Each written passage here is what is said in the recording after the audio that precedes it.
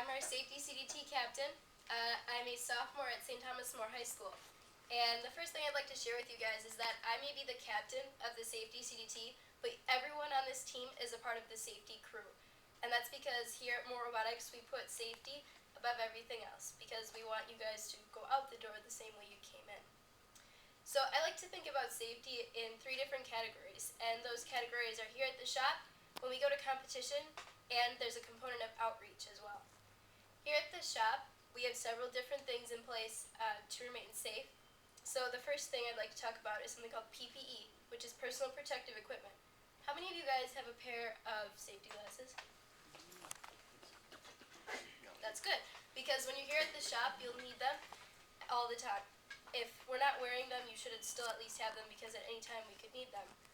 If you forget them, because even I forget them sometimes, we have extras conveniently here in our safety bin, which I will talk about what's in there later. But that's just our first thing. Also, when you're here at the shop, we like to say that everyone wears closed-toed shoes. Same applies to competitions, etc.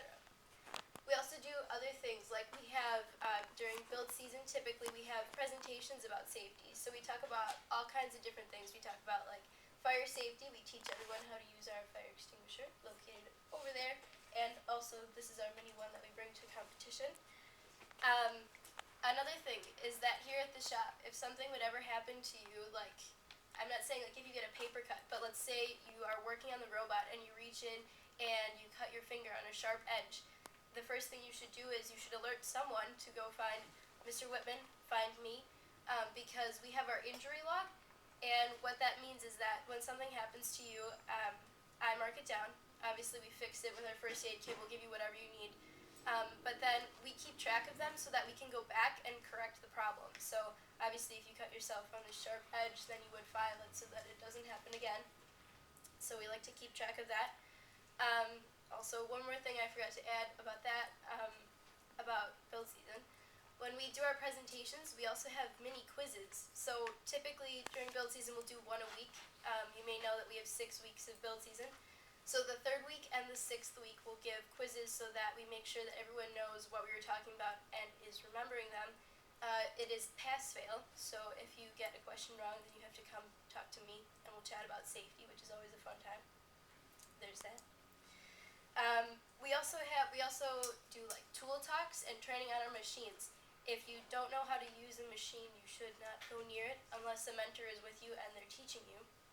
If you do know how to use the machine, you should still always have a mentor alerted that you're using it, and you should also have a spotter in case something would happen to you. The spotter is going to go find a mentor who will help you.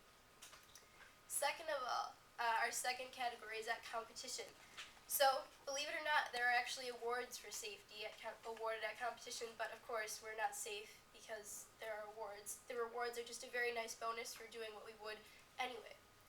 So when we're in the pits, I wear this big green button and it says Safety Captain, and you'll see people walking around and they wear these green polos, and they come up to you in the pit and they say, "Can you tell me about your safety program?" And I say, "Well, of course." But sometimes they come up to other people in the pit and they say, "You go stand over here, I want to know what your other teammate knows about safety, not just you because you're an expert in it." So this is why we do things like this, to get everyone acquainted with what we do to stay safe. So the first thing I'll do, grab one of the handouts right there, is I'll give them a handout. Looks like this. We can pass it around later so you guys can all see it. But this is basically just a history of our safety program on this team. So it talks about our awards, it talks about what we do during build season, what we do at the shop, stuff like that. I give this to the judges and they get a copy. I also show them what we keep in our pit to remain safe. Stuff like we have a first aid kit. We have our mini fire extinguisher, which we all learn how to use during build season. We have a battery disposal kit. We'll learn how to use that during build season as well. A mini eye wash station, things like that. We show them all of those things. That's okay. And then we keep, basic first aid things like Band-Aids, gloves, stuff like that. And then they always tell us, like after I tell them what we do, they tell us what we can improve on, and then we take that back to the shop after competition and then improve on whatever they tell us to. I think that covers it for, another thing, all these pins on on our shirts, a lot of them are safety awards. So these hard hats are the runner-up awards that we can get at regionals or at world championships. And this gold one is the UL Industrial Safety Award winners. They give these to teams who take a real interest in safety, which everyone should, but these are the teams that go above and beyond and use unique solutions so that their team remains safe.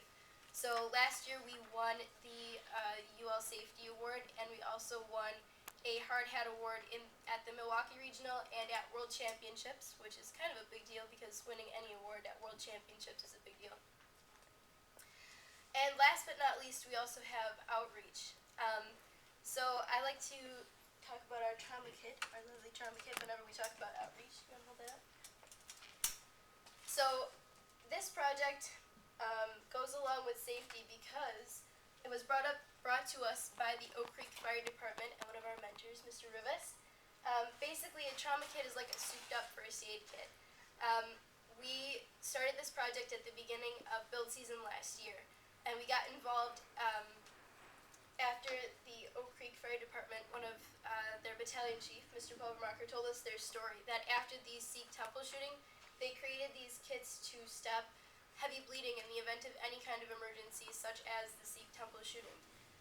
So there are several items in the kit. We've got a chest seal, 2 tourniquets, some Israeli bandages, some gloves, trauma shears, all of which those items are made to stop heavy bleeding. So what we've done with that is that we've helped them assemble kits, because those of you who go to Oak Creek High School have now seen those popping up on the walls, I would think. And we've also been trained on how to use everything that's in this kit. Several of our teammates went to a training session last build season and now know how to use all the stuff in here. We bring this to like demos, competitions, we put it out on a table, we show people what it is, explain to them how they can get involved with the project. This is a big thing that we show to safety judges at competition, and they really like it because it's something that I haven't seen any other teams do, and it really sets us apart from the others when it comes to safety.